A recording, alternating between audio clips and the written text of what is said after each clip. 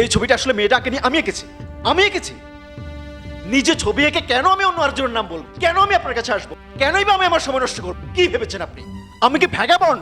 আমি একটা কাজে আছি, একজনের সঙ্গে কথা বলছি, তার নাম জেনে তুমি কি করবে? কোথায় যেতে বলছো? না, পার্কে ফার্কে আমি যাব না। আমি তোমাকে আগে অনেকবার বলেছি, ভিড় আমার পছন্দ না। পার্কে গিয়ে ফুচকা খাওয়া টাইপও আমি না। বান্ধবী? জি, বান্ধবী, নাম নীলা। মনে হচ্ছে তুমি তাকে বিয়ে করতে যাচ্ছ। তুমি করে বলছি, কিছু মনে করো না। জি না, কিছু মনে করছি না। নীলাকে যে বিয়ে করতে যাচ্ছি এটাও ঠিকই ধরেছেন। কিভাবে ধরলেন? বান্ধবীর সঙ্গে কেউ এমন রাগারাগি করে না, স্ত্রীর সঙ্গে করে অথবা যে স্ত্রী হতে যাচ্ছে তার সঙ্গে করে।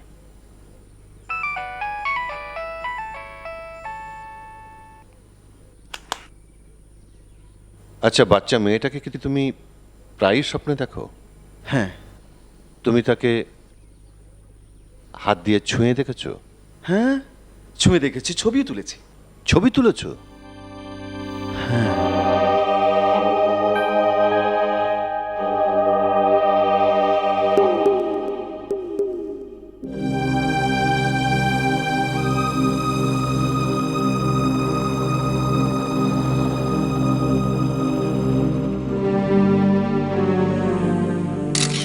পানি খাবো।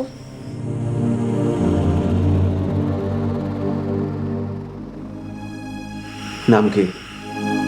জানি না। নাম কি জানো না? থাকো কোথায়? জানি না। কোথায় থাকো জানো না?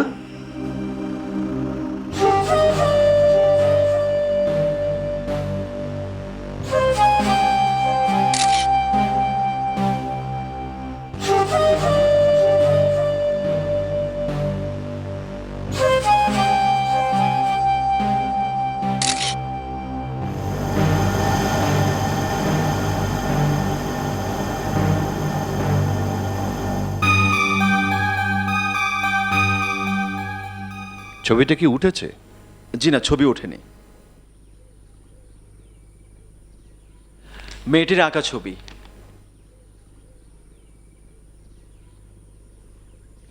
ছবিটা যে এঁকেছে সে লেফট হ্যান্ডার, বাঁহাতি। ছবি দেখে কি করে বুঝলেন লেফট হ্যান্ডার?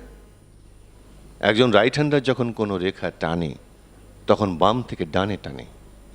একজন লেফট হ্যান্ডারের ক্ষেত্রে কিন্তু ব্যাপারটা উল্টো।